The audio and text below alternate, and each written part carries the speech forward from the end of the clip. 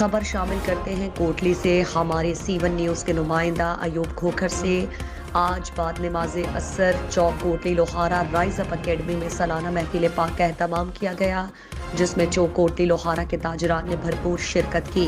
حافظ عبد الرحمان نے تلاوت کی، ذوالفقار قریشی نے نعت رسول مقبول پیش کی۔ ملک پاکستان کے مشہور مقرر سید ارسلان شاہ نے خطاب میں فرمایا کہ اللہ تعالیٰ نے سردار دو جہاں کی صورت میں امت مسلمہ کو عظیم نعمت عطا کی، جس کی آمد کی خوشی میں ساری کائنات مناتی ہے اور بقائے امت اتباع سنت میں پوشیدہ ہے۔ محفل کے مہمان خصوصی چودھری ظہیر احمد اور چودھری صدیق نے محفل کو رونق بخشی۔ محفل میں معززین علاقہ ڈاکٹر زاہد ملک عباس، عبد الخالق نسیم بھٹی، شہزاد سڈل، تنویر سڈل، نوید سڈل، عامر توڑ، چودھری گلزار، چودھری شبیر ثاقب، چودھری علامہ صفدر مصطفی، عابد بٹ سبخان، محمد حیدر، محمد عمران سمیت سینکڑوں افراد نے شرکت کی۔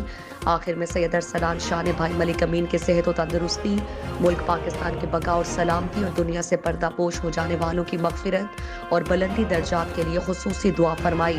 منتظم محفل سر شہزاد توڑ نے شدید بارش کے باوجود محفل میں آنے والے سینکڑوں افراد کا شکریہ ادا کیا۔